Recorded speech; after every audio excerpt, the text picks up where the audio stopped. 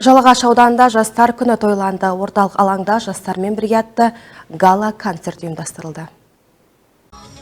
Аудан бойынша 3-12 тамыз аралығы ұлттық 10 күндік болып белгіленді. Ағымдағы жылдың 3 тамыз күні бастау алған шарада барлық ауылдық округ және кент орталығында іс-шаралар өткізілді. Қорытынды шараға республикамызға танымал әншілер шақыртылып, жергілікті өнерпаздар өнер көрсетті.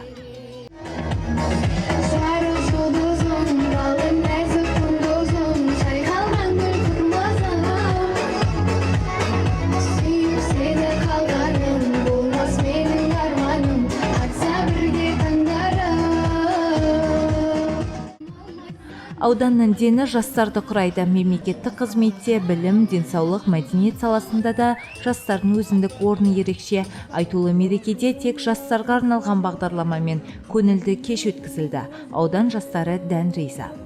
Бүгінгі ұйымдастырылып жатқан гала-концерт өте жоғары деңгейде. Жалағаш ауданының қоғамдық даму бөліміне мың алғыс. Осындай жастардың мерекесі құтты болсын. Біз отау құрғанға бір апта болды. Керемет көңіл көтеріп, барлығы күшті өтуде. Достарымызбен кеп көңілімізді көтеріп жатыр. Осы шараны ұйымдастырып жатқан Жалағаш жастарына рахмет. Рахмет, сізге де құтты болсын. Бұлай концерт жақсы өтіп жатыр. Көңілімізде шығып жатыр. Өте көңілді өтіп жатыр. Бәріне рахмет, жақсы көңіл күйге. Бүгін біз осы концертке отбасымызбен бірге келдік. Міне сіңіліммен бірге келдім. Өте күшті болып жатыр, ұнап тұрмаған концерт. Рахмет Жалағашқа осындай концерт ұйымдастырғанына. Сондай-ақ аталмыш ауданда руханият орталығының құрылысы салынып жатыр. Аталған орталықта жастар ресурстық орталығы болады. Биылғы жылы жастар саясатын қолдауға бюджеттен 10 миллион теңге қаржы қаралды.